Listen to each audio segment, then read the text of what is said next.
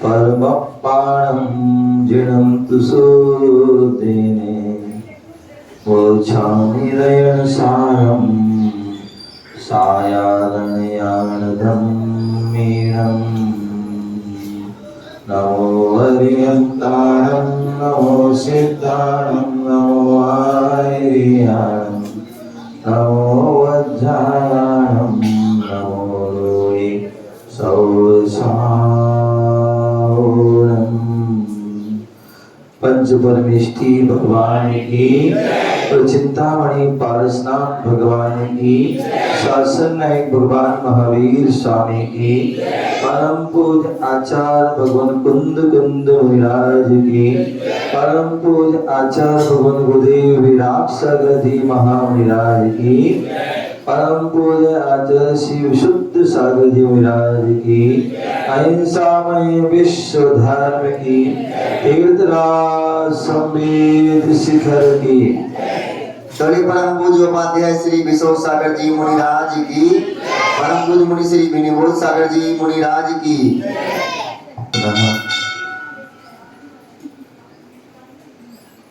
भोपाल नगर Ashoka garden Parasnath जिलालय में बैठे हुए हैं। भगवान महावीर स्वामी का शासन चल रहा है। जो भगवान महावीर स्वामी की जो वाणी खिली, वही वाणी जिनवाणी के रूप में प्राप्त है। उसी जिनवाणी का हम रसपान कर रहे हैं। विगत दिनों हमने आचार्य कुंद कुंद स्वामी द्वारा कृत रयणसार ग्रंथ की व्याख्यान सुन रहे हैं, जिसमें पूज्य भगवान आचार्य गुरुदेव विराट सागर जी महाविराज ने रत्नात्रय वर्धी नाम की टीका लिखी है, जिसका विशद व्याख्यान चल रहा है। यहाँ पर जो है मंगलाचरण में भगवान महावीर स्वामी को नमस्कार किया गया था, उनके बारे में विस्तार से बताया। और वह नमस्कार जो है 3 शुद्धि पूर्वक करना चाहिए, उसके बारे में भी बताया गया। वह नमस्कार क्यों किया गया? क्योंकि आचार्य भगवान ने जो है सागार और अनगार, सागार और अनगार ये धर्म का जो है व्याख्यान रयणसार ग्रंथ में किया है। इसलिए जो है वहां पर उन्होंने भगवान महावीर स्वामी को नमस्कार किया है, जिससे कि जो मैं कथन कर रहा हूँ, ग्रंथ रच रहा हूँ, वह निर्विघ्न पूरा हो, ऐसा हमने उसको सविस्तार उनका वर्णन जाना। साधु और श्रावक दोनों के धर्मों के बारे में जाना, दोनों के कर्तव्यों के बारे में जाना। आज हम दूसरी गाथा के माध्यम से और आगे बढ़ते हैं। आचार्य भगवान ये दूसरी गाथा के माध्यम से जो सम्यक दृष्टि के बाह्य चिन्ह होते हैं, बाह्य जो पहचान होती है, उसका यहाँ पर जो है निरूपण करेंगे। दोनों सभी हाथ जोड़ लेंगे और बड़े भक्ति भाव से इसको पढ़ेंगे। पुष्पम जिनेहि बड़िदम जिनदिष्टम गणहरेहि वित्तदम ओवाईर्यक्कम जम तम बोलधि जो सद्दिठि। बहुत सुंदर जो है बोले, जो सम्यक दृष्टि जीव होता है वो कौन होता है? सम्यक दृष्टि जीव कौन होता है? तो बोले पुष्पम जिने ही बढ़दम, जो पूर्व में जिनेन्द्र द्वारा कथित, जो पूर्व में जिनेन्द्र भगवान के द्वारा जो कहा गया हो, और जिण जय दिट्ठम गण हरिम वित्तरिदम, जो जिनेंद्र भगवान के द्वारा कहा गया है और गणधरों के द्वारा जो विस्तार किया गया है। जिनवाणी कहते हैं, जो जिनवाणी है वो क्या है? जिनेंद्र भगवान की जो वाणी है वो जिनवाणी है। अथवा हम शास्त्र कहते हैं, जिनवाणी को शास्त्र भी कहते हैं। क्यों? क्योंकि वो शास्त्र के द्वारा कहा गया है। आचार्य समुद्रभद्र स्वामी ने जब अनंत भगवान आदि के नाम लिए तो उनमें एक शास्त्रा शास्त्री, हाँ रत्न शास्त्रा शास्त्रोदम, वहां शास्त्रा जो शास्त्रा के द्वारा कहा गया है वो ही शास्त्र है। अथवा हम आगम भी कहते हैं उसको, क्या आगम भी कहते हैं। और आगम जो है वह भी जो है का शब्द जो है आप्त के द्वारा जो कहा गया है, आप्त के द्वारा कहा गया है, गा जो गणधर के द्वारा गूथा गया है, विस्तार किया, और मां जो मुनियों के द्वारा जो लिपिबद्ध हुआ है, ऐसा वह जो है आगम। तो इसलिए बोल रहे हैं कि जो पूर्व में जिनेंद्र द्वारा कथित गणधरों के द्वारा जो विस्तार रूप से ग्रंथित है तथा जो पूर्वाचार्यों की परंपरा से प्राप्त हुआ है। पहले ये परंपरा थी, भगवान महावीर स्वामी की दिव्य ध्वनि करी, गौतम ने सुनी, गौतम ने जो है आगे बढ़ाती है। गौतम से सुधर्माचार्य से जम्बू स्वामी, और वहां के बाद जो और भी जो केवली गण हुए और उसके पर जो आचार्य गण हुए वो अपने अपने शिष्यों को परंपरा से देते। और जब धरसेन आचार्य जो अंग के अंश के ज्ञाता थे, जो अब वृद्ध अवस्था को प्राप्त हुए तो उन्हें चिंता हो गई, अपने जो है शुद्ध की चिंता हुई, शुद्ध कैसे रक्षा करें, विलुप्त हो जाएगा, भगवान की वाणी विलुप्त हो जाएगी, क्या किया जाए? तो उन्होंने योग शिष्यों को बुलाकर वह ज्ञान प्रदान किया, और वह ज्ञान जो दिया, और योग के शिष्यों के लिए जिन्होंने थोड़े से ज्ञान को भी बहुत विशाल रूप दे दिया। सठखंडागम ग्रंथ है, धवला जय धवला महाधवला आदि उसका जो है आचार्य वीरसेन आदि ने और विस्तार किया, आदि और विस्तार होता है, और आज जितने भी वह ग्रंथ है उनका ही वह सार है। तो इसलिए बोले गणधरों के द्वारा जो विस्तार से ग्रंथित तथा पूर्वाचार्यों की परंपरा से जो प्राप्त है उसका ही कथन करता हूँ। आचार्य कुंद गोस्वामी ऐसी भावना भारे कि जो मैं अपने मन से कुछ नहीं कह रहा हूँ, अपने मन से कुछ नहीं कह रहा हूँ, क्योंकि अपने मन से कहूंगा तो हमें अभिमान आ जाएगा, अहंकार आ जाएगा, और कुछ का कुछ भी हम बोल सकते हैं। तो इसलिए अपने मन से नहीं, अपितु जो जिनेंद्र भगवान ने कहा है, गणधर ने उसको ग्रंथ किया गया, वही जो पूर्वाचार्यों से प्राप्त हुआ है उसका ही कथन। ऐसा यहाँ पर जो है वह एक अपनी प्रतिज्ञा अपना एक संकल्प कर रहे हैं, एक उद्देश्य उन्होंने बनाया।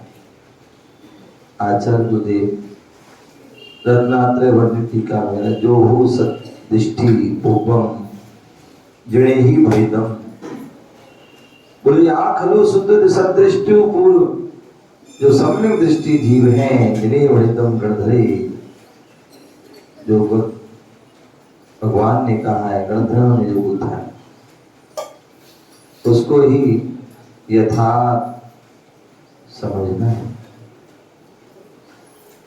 पूर्व में जो है हमने मंगलाचरण के माध्यम से वहां बताया गया था कि दो प्रकार के धर्म होते हैं, एक सागार धर्म और एक अनगार धर्म। तो संयमाचरण के जो है वहां पर हमें भेद, जिसे हम जो है सकल वृत्ति और देश वृत्ति भी कहते हैं, सकल चारित्र विकल चारित्र के रूप में भी उनको कहते हैं। तो ऐसे संयमाचरण के जो है दो भेद हैं, दो प्रकार का संयम होता है, एक सकल संयम और एक संयमा संयम। संयमा संयम जो धर्म है वो सागार धर्म श्रावकों का है, और सकल वृत्ति मुनि सकल वृत्ति बड़भागी, जो मुनिराज हैं वह क्या है, सकल वृत्ति है, महावृत्ति है, तो वह अनगार धर्म है। और ये दोनों धर्म पूर्ण रूप से उनका पालन कब हो पाएगा, बोले जब सम्यक्त्वाचरण का साथ होगा, सम्यक रूप आचरण होगा तभी वह सही होगा। सम्यक रूप आचरण नहीं है वह जो है समीचीन नहीं। आचार्य जो उमा स्वामी थे वह आहार करके आ रहे थे और रास्ते में उन्होंने क्या देखा, एक स्थान पर एक सूत्र लिखा है, एक सूत्र लिखा, ज्ञान चारित्राणि मोक्ष मार्ग, ये सूत्र। उन्होंने उसे पढ़ा और बहुत सोचा समझा विचार किया, और विचार करने वाला उन्होंने किया, सोचा कि इसमें कुछ कमी नजर आ रही, और बहुत सोचने पर विचार चिंतन करने पर अपनी प्रज्ञा से अपने ज्ञान से उन्होंने वहां क्या लिख दिया, वहां सम्यक दर्शन, सम्यक दर्शन लिख दिया, तो वह सूत्र पूरा हो गया। सम्यक दर्शन ज्ञान चारित्राणि मोक्ष। क्योंकि जब तक सम्यक दर्शन नहीं है तो ज्ञान और चारित्र वो समीचीनता को सम्यकता को प्राप्त नहीं होता। इंद्रवती गौतम को भी बहुत ज्ञान था, बहुत ज्ञान था, लेकिन वो सम्यक दृष्टि नहीं थे, इसलिए वो ज्ञान भी अधूरा था, वो मिथ्या ज्ञान था। लेकिन जैसे ही उन्होंने भगवान के समोषण को देखा, मानस को देखा, तो उनका मान गलत हुआ और श्रद्धा उत्पन्न, सम्यक दर्शन, और सम्यक दर्शन हुआ है तो वो ज्ञान भी अब वो क्या हो गया, ज्ञान भी वो जो है सम्यक ज्ञान हो गया, और सम्यक ज्ञान ने अपना प्रभाव तुरंत दिखाया, तुरंत दिखाया। तो ज्ञान के माध्यम से वह जो है बोध को प्राप्त हो गया, उन्हें वैराग्य हो गया, संसार की वास्तविकता को उन्होंने जान लिया, समझ लिया, और उसी समय उन्होंने दीक्षा को धारण कर लिया। समोसन में जो है गणधर की वस्तु प्राप्त। तो कहने का तात्पर्य आप बोल रहे हैं कि आप बता रहे हैं कि सम्यक तो आचरण के साथ हो तभी सार्थकता उसकी होती है। सागार धर्म का पालन करेंगे, चारित्र का पालन करेंगे, कब होगा? बोले तब वह सार्थक होगा जब हम सम्यक के रूप साथ हम आचरण करेंगे, तब होगा। अन्यथा वह जो सम्यक पने को, सही पने को वह प्राप्त नहीं हो सकता। आचार्य कुंद कुंद स्वामी ने ही चारित्र पाहुड़ ग्रंथ में कहा है, सम्मत चरण शुद्धा संयम चरणस्य जय वा सुप्रसिद्धा नाणी अमूल विद्धि अचिरे पावंती निर्वाणम। बोले जो सम्यक चरण से जो है शुद्ध है, ऐसा ज्ञानी और मूर्ता से रहते हैं, वे संयमाचरण चारित्र से युक्त हो तो ही वह शीघ्र निर्माण को प्राप्त हो सकते हैं। से रहत नहीं है तो आप कितना भी संयम का पालन कर लो, फिर भी आपको निर्माण की प्राप्ति होने वाली नहीं है। तो सम्यक रूप आचरण, सम्यक का जो आचरण है वो शुद्ध होना, श्रद्धा हमारी शुद्ध होना चाहिए, हमारी आस्था, हमारा विश्वास, हमारी दृष्टि जो है वो शुद्ध दृष्टि होनी चाहिए।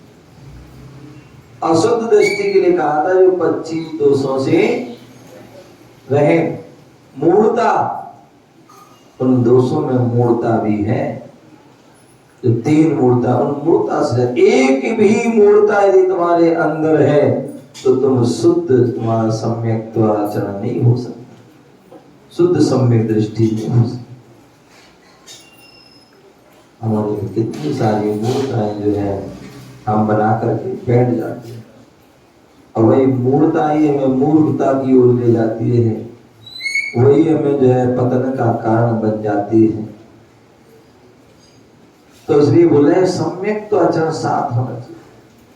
सम्यक के साथ हम जो है जो भी हम अध्ययन करेंगे वो ज्ञान हमें सम्यक ज्ञान होगा, और ज्ञान सम्यक ज्ञान होगा तो फिर सम्यक चारित्र भी प्राप्त होगा, और सम्यक चारित्र को प्राप्त, उसको प्राप्त हो जाएगा, संज्ञा को प्राप्त हो जाएगा। और जब सम्यक चारित्र होगा तभी जो है तीनों सम्यक के साथ होंगे, तभी जो है मोक्ष मार्ग कहा है। जहाँ सम्यक दर्शन है, सम्यक ज्ञान है, सम्यक चारित्र है, तीनों जो मिल जाते हैं तभी जो है वह रत्नात्रय बन जाता है, और रत्नात्रय होता है तभी मोक्ष की प्राप्ति। तो यही बोले सम्यक तर्जन से जो शुद्ध हैं, ज्ञानी हैं, और तीनों चीज होना चाहिए। सम्यक रूप आचरण से सहज भी होना चाहिए, ज्ञानी भी होना चाहिए, क्योंकि यदि ज्ञानी भी नहीं होगा तो भी कल्याण होने वाला नहीं,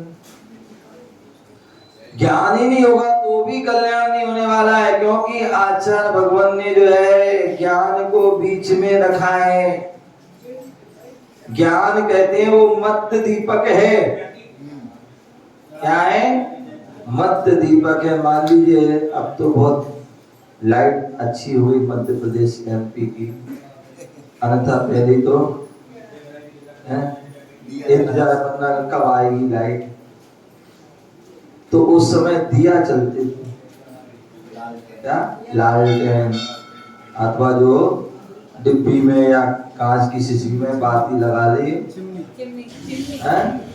दिया आदि। तो क्या करते, मिट्टी आदि थी तो जला करके क्या करते थे।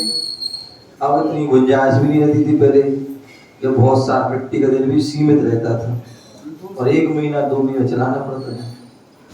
तो एक दीपक जला लिया और कहाँ रख दिया, मान लीजिए मंदिर में रखना है, आपको कहाँ रखोगे प्रधान जी?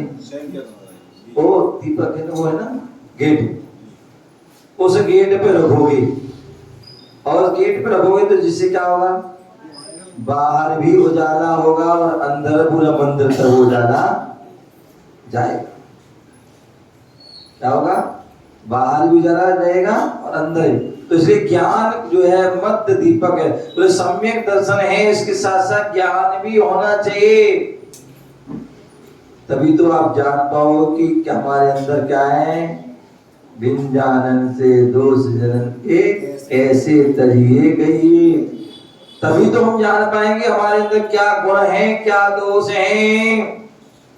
और दोष है तो हम उनसे कैसे तजें, कैसे छोड़ें, और गुण है तो कैसे उनको जो है ग्रहण करें और उनको कैसे हम सुरक्षित करें। तो इसलिए जो है ज्ञान, और ज्ञान ही हमारे दर्शन को शुद्ध रखता है, और ज्ञान ही हमारे चारित्र को शुद्ध रखता है। इसलिए उसको बीच में रखना।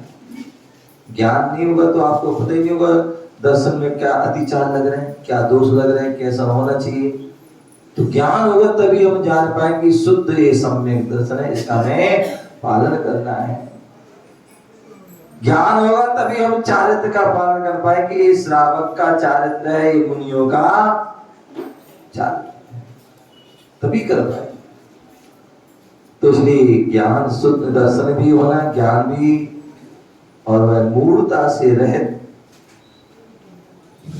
बहुत से लोग रूढ़ीबाजी में जो है, रूढ़ीबाजी में लगे रहते हैं। हमारे पिताजी करते थे तो हम भी करते, हमारे दादाजी करते थे तो हम भी करते, हमारी सासू जी करती थी, क्या हमारी सासू जी करती थी तो हम भी कर रहे हैं, और हम कर रहे हैं तो आगे अपनी बहू से भी कराएंगे। ऐसे हम रूढ़ीबाजी, ये नहीं कि हो सकता भाई सासू जी ज्ञान नहीं होगा, गलती कर रही थी तो हम गलती क्यों करें। हमें पता है कि गलत है तो हम गलती क्यों करें। हमें पता है कि गलत है, हम अपनी बहू से क्यों करवाएं भैया। हो सकता है हमने बहू जब हमने अपनी सासों के दबाव में हमें करना पड़ा, हमें पता है गलत है, फिर भी सासू की जोर के मारे करना पड़ा। लेकिन अब तुम नहीं करना बेटा, बहू से कह दे वो तुम नहीं करना, अन्यथा ये नहीं कहा कि तुम्हें भी करना पड़ेगा क्योंकि मेरी सास ने कराया था मैं भी तुमसे कराऊंगा। तो ऐसा, तो इसलिए हमारे लिए जो है मूढ़ता से रहे। कोई ऐसे जो मूढ़ता बहुत सारे लोग करते हैं, बहुत सारे लोग करते हैं। बोले हम जो है जब हमारे सास ससुर जिंदा थे तब तो हमने उनको क्या नहीं किया, उनको कोई सम्मान नहीं दिया, कोई खाना पीना अच्छे से नहीं कराया, कोई जो है कपड़े आदि अच्छे नहीं दिए। और उनके जाने के बाद लोग पिंडदान करें, क्या करें, पिंडदान करें। उनके जो है ये भैया उनका वो आया सब खाना बना ये कर रहे, वो कर रहे, पूजा पाठ कर रहे हैं, पंडित को बुला के उसको दान कर रहे हो, क्यों, जिससे कि वो संतुष्ट रहेंगे, वो फिर हमें परेशान नहीं करेंगे। क्योंकि तुमने पहले उनको परेशान किया तो हो सकता है वो तुम्हें परेशान कर। तो इसलिए वो क्या करते हैं पंडितों, ध्यान रखिए उनको कुछ जो चलेगा उनका कुछ नहीं होने वाला, क्या उनके नाम से जो है दान करते हैं, ये करते वो करते हैं। जब जो थे तब तो तुमने कुछ नहीं किया, अब कर रहे हो तो क्या होगा, उनसे कोई लाभ होने वाला नहीं है। अब बहुत से जो लोग थे उनका थान बना हुआ है, क्या गांव में हमारे उनका थान बना हुआ है। तो कोई पूर्णमासी को, कोई अमावस्या को, कोई चौथ को, कोई नौमी को, कहीं कुछ आदि उसमें जाते हैं और नारियल चढ़ाते, कोई दीपक जलाता है, कोई भोग देता है। क्यों, अरे कुछ गलत नहीं जाएंगे तो ऐसा हो जाएगा, वैसा हो जाएगा। इसका मतलब आप सम्यक दृष्टि नहीं होगा, क्योंकि सम्यक दृष्टि जो होगा अभी आगे बताया जाएगा। आचार समुद्र भयासा स्नेह लोभाद कुदेवान लिंगना ना पण्यम ना विनयम ना करो शुद्ध दृष्टिया। जो शुद्ध सम्यक दृष्टि जीव होता है वो ना भय से, ना स्नेह से, ना लोभ से, किसी प्रकार से जो है इत्यादि देवी देवताओं को नमस्कार नहीं कर।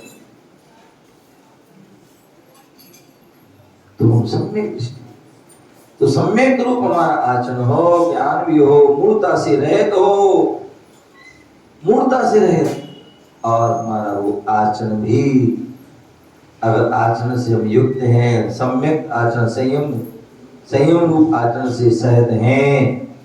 यदि आपके पास दर्शन भी है, ज्ञान भी है, लेकिन संयम नहीं है, तो भी मुक्ति होने वाली नहीं है।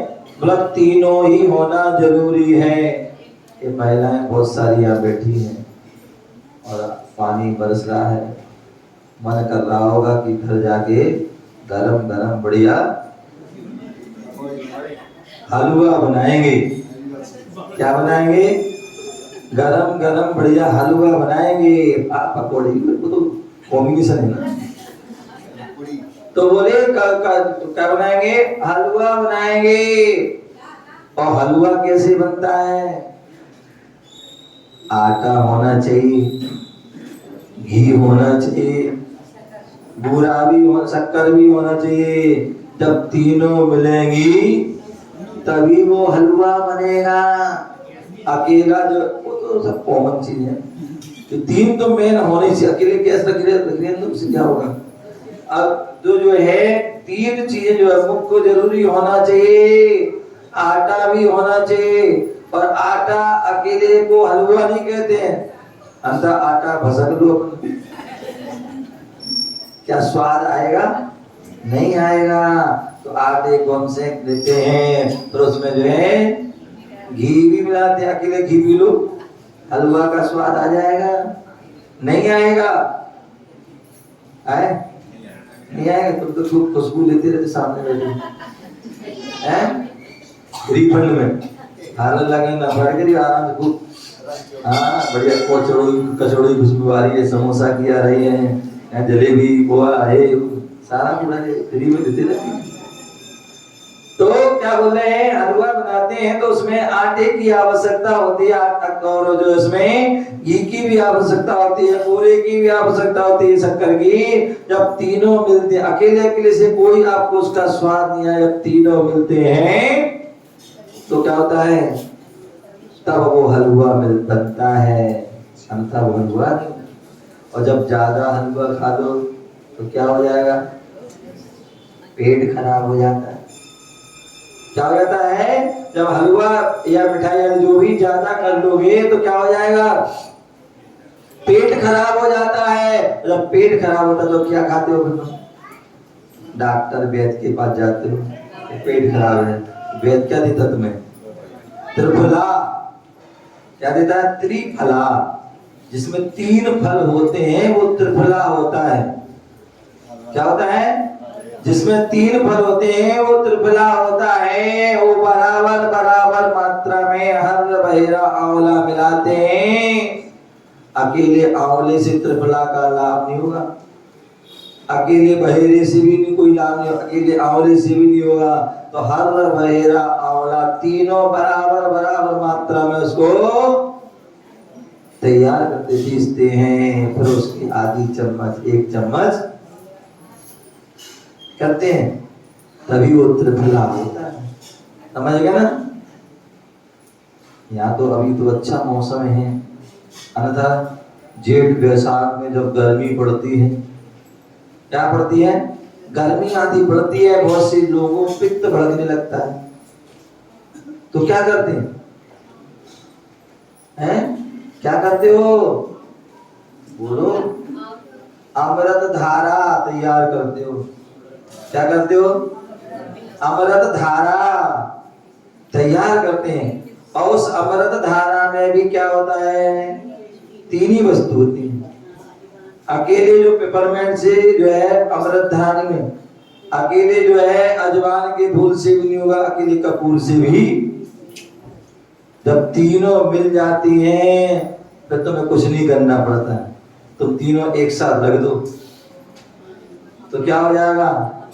अपने आप मिल जाएंगी, पानी हो जाएगा, तभी वो अमृत धारा का वो बन जाती है, तभी हमारी जो है गर्मी को दूर।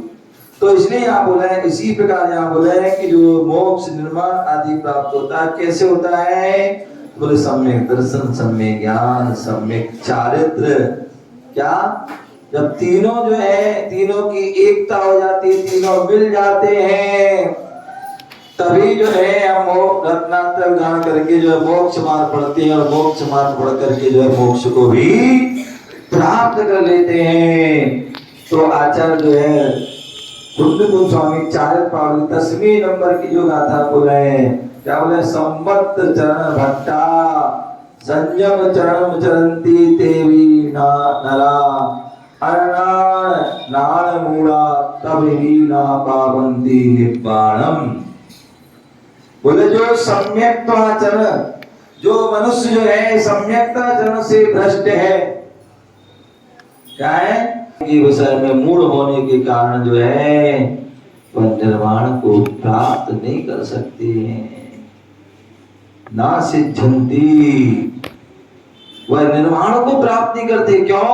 क्योंकि सम्यक दर्शन से भ्रष्ट।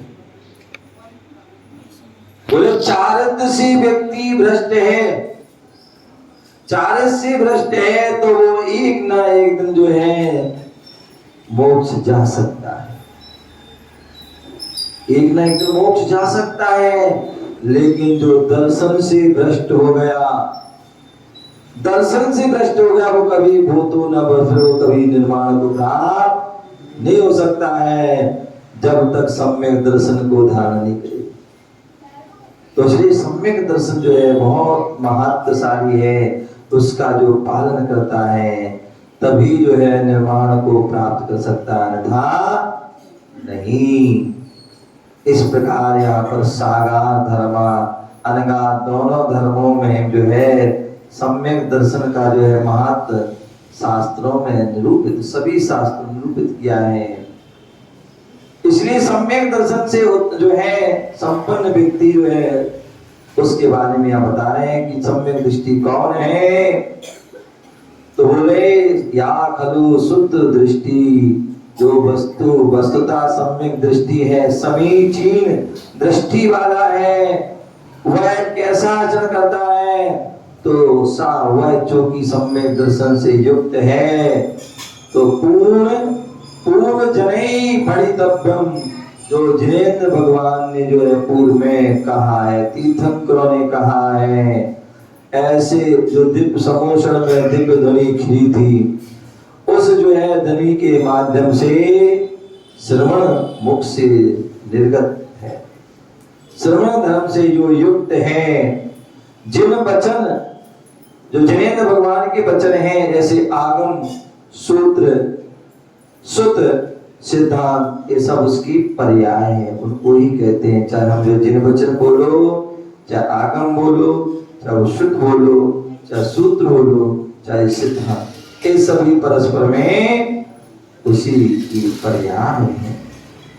आगम के उपदेश, प्रथम उपदेष्टा कौन है? मंगलाचरण करते हम, ओंकार आदि बिंदु से तो पढ़ते हैं, उसमें क्या कहते हैं? तीर्थंकर देवा है, गणधर देवा, पृथ्वी गणधर देवा, इनों के द्वारा जो कहा गया है, तीर्थंकर जो है मुख्य जो है उसके उपदिष्टा है। बोले मुख्य वक्ता कौन है? बोले वक्ता उपदेश देने का अधिकारी कौन है? तो मुख्य रूप से जो है अनंत भगवान, जो साक्षात हमारे गुरु होते हैं, जो है मोक्ष मार्ग का उपदेश देते हैं, वो होते हैं। और वो नहीं है तो फिर गणधर आदि देते हैं, वृत्ति गणधर देते हैं, और फिर जो है आचार्य बन देते हैं, उपाध्याय बन देते हैं, और गुरु आज्ञा से साधु जन भी देते हैं। तो ऐसे प्रथम उपदिष्टा तीर्थंकर है, इसलिए सर्वप्रथम तीर्थंकर मुख से ही आगम का उद्गम हुआ। क्या हुआ? जो जिनवाणी का जो है उद्गम हुआ, कहां से हुआ? जो है तीर्थंकर के मुख से उद्गम हुआ है। तथा यह तत्व पूर्व इस पद में सूचित किया। और जो अनंत भगवान होते हैं जिन्हें हम सच्चे आप्त कहते हैं, वो सच्चे आप्त कैसे होते हैं? तो आपते नो छिन्न दोषेणे, क्या? आपते नो छिन्न दोषेणे। जो सच्चे आप्त होते हैं वो नियम से क्या होते हैं? 18 दोषों से रहित होते हैं। एक दोष भी है तो वो सच्चे आप्त नहीं है। क्या नहीं है? सच्चे आप्त नहीं है। एक भी दोष भी है तो इसलिए वो 18 दोषों से रहित होते हैं। भूख नहीं लगती उसको, प्यास नहीं लगती है, जन्म नहीं होता, मरण नहीं होता, बुढ़ापा नहीं आता, कोई चिंता नहीं, क्रोध खेद नहीं, आश्चर्य नहीं, आदि जो 18 ये दोष हैं, उन दोषों से वो रहित हैं। और इसके साथ साथ क्या है? अनंत चतुष्टय से संपन्न है। जहां दोष समाप्त हुए, भीतराग अवस्था को प्राप्त हुए, केवल ज्ञान प्राप्त हो गया, सर्वज्ञ हितोपदेश आदि हुए, तो वह अनंत चतुष्टय से जो है युक्त हो जाते हैं। और अनंत चतुष्टय क्या है? अनंत चतुष्टय क्या है? बोले भगवान की जो अंतरंग लक्ष्मी है। क्या है? अंतरंग लक्ष्मी है, बहिरंग लक्ष्मी समोषण आदि है, और अंतरंग लक्ष्मी अनंत चतुष्टय। इसलिए नमः श्री वर्धमानाय पढ़ते, नमः श्री वर्धमानाय। बोले नमस्कारो किनके लिए? जो श्री से संपन्न है। क्या है? जो श्री से संपन्न है उनको नमस्कार हो। और वो श्री कौन? अंतरंग लक्ष्मी और बहिरंग लक्ष्मी। और अंतरंग लक्ष्मी क्या है? अनंत चतुष्टय, अनंत ज्ञान, अनंत दर्शन, अनंत सुख और अनंत वीर। ये जो अनंत जो चतुष्टय है, स्वाचतुष्टय है, ये इन्हें हम अनंत चतुष्टय, क्योंकि अनंत ज्ञान है, अनंत दर्शन है, अनंत सुख है, अनंत वीर, अनंत है, इसलिए उनको अनंत चतुष्टय। ये चार जो है वो अनंत अनंत हैं, इसलिए अनंत चतुष्टय से संपन्न कौन होते हैं? सच्चे देव, सच्चे अरहंत, जो केवलत्व को प्राप्त हो गए, जिन्होंने घातिया कर्मों को नष्ट कर दिया है, वो अनंत चतुष्टय से संपन्न होते हैं। ऐसे तीर्थंकर स्वामी वर्धमान आदि तीर्थंकरों को जो अवसर्पणी काल विशेष की दृष्टि से मूल तंत्र कर्ता माने गए। क्या माने गए? वो जो है इस काल के जो है मूल कर्ता माने गए। गणधर जो होते हैं, परमेष्ठी होते हैं, वो उसके उत्तरवर्ती कर्ता अथवा आचार्य जो है गण है, वो उत्तर कर्ता माने गए हैं। यह जो है ऐसा हमें जानना चाहिए, ऐसा हमें जो है समझना चाहिए। पूरे शास्त्रों में कहा गया है क्या? सर्वज्ञ वीतराग हितोपदेशी तीर्थंकर मुखार विंदार। अब बुद्धि पूर्वक भी गुरुदेव टीका के माध्यम से बता रहे हैं कि तीर्थंकर की वाणी कैसी होती है। बोले जो सर्वज्ञ होते हैं, वीतराग होते हैं, हितोपदेशी हैं, उनके मुखार बिंद से आप बोलते हो और हम बोलते हैं तो कैसे बोलते हैं? कैसे बोलते हैं? बुद्धि पूर्वक। क्या बोलते हैं? बुद्धि पूर्वक। लेकिन भगवान की जो वाणी होती है वो क्या होती है? अबुद्धि पूर्वक। दिव्य ध्वनि जो निश्चित होती है, और हम तो मुख से बोलते हैं। भगवान की जो वाणी पूरे सर्वांग से गिरती है। और कहीं पर जो है त्रिसंध्या, और कहीं पर चतुर्थ, कहीं पर जो है 3 संध्या का आता है कि 3 जो है टाइम जो है भगवान की वाणी गिरती है। और कहीं पर जो है 4 बार जो है भगवान की वाणी गिरती है। प्रातः काल, मध्याह्न काल, सायकाल और अर्धरात्रि। क्योंकि समोसन में जो है दिन रात का भेद नहीं होता, इसलिए वो चारों टाइम जो है वह वाणी गिरती है। तो ऐसी वह, और वो क्या बोले जो है तीर्थंकर की जो वाणी होती है, बोले कितनी, बोले जो है 6 घड़ी, कितने, एक बार में 6 घड़ी। और एक घड़ी कितने की होती है, क्या, एक घड़ी जो है 24 मिनट, और 2 घड़ी जो है अंतर, 2 घड़ी का मुहूर्त होता है। क्या होता है, एक घड़ी 24 मिनट और 2 घड़ी का एक मुहूर्त होता है। और मुहूर्त से कुछ कम अंतर मुहूर्त होता है। तो ऐसे हुए 3 जो उनकी जो है 6 घड़ी एक बार में जो है उनकी लगभग 2.5 घंटे जो है क्या होता है उनका उपदेश एक घड़ी में। यहाँ पर थोड़ा सा लेट हो जाए तो व्यक्ति जो है बार घड़ी देगा, फिर महाराज को देखे, फिर घड़ी देगा। अब महाराज कब तक करेंगे हैं? और देखा महाराज तो खत्म तो कर ही नहीं रहे, तो धीरे चुपके से लेकिन वहां जो है 2.5 घंटे तक जो है वह अन्न व्रत बैठे रहते हैं। और आप तो एक बार में ही तृप्त हो जाते हो, लेकिन वहां 4 बार में भी तृप्त नहीं होते हैं। वहां लगता है कि और मिल जाए, वाणी सुनने को और मिल जाए। तो आसमय में भी जिस विशेष कोई पुण्यात्मा जीव आया तो आसमय में भी खिल जाती है। ऐसा आदि ग्रंथों में आता है कि भगवान की जो दिव्य ध्वनि तो 3-4 टाइम खिलती थी, उसके साथ यदि कोई पुण्यात्मा भरत चक्रवर्ती जैसे जीव आ गए तो क्या, तो वह जो है पानी खिल जाती थी। आप कोई सोचे वाह लो तीर्थंकर भी हो गए, फिर भी पुत्र से वो है, पुत्राया बोलना प्रारंभ है। जैसे आप लोगों की पुत्र बाहर गया हो, कहीं वो आया तो तुरंत जो है, तो बोले उनको भी ऐसे नहीं, वो पुत्र के सिन्युई, वो तीर्थंकर के जो चक्रवर्ती का पुण्य है उससे वो वाणी खिली।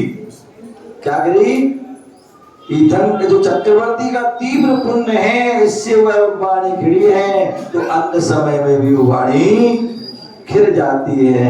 ऐसा जो है त्रिलोकमणि आदि ग्रंथों में जो है इसका उल्लेख मिलता है, उसको हमें जानना चाहिए। आज थोड़ा लेट हो गया, बरसात आदि था, तो आदि अपनी बात को यहीं विराम करते हैं। फिर समय मिलेगा, फिर अपन बैठेंगे। जय बोलो महावीर भगवान की।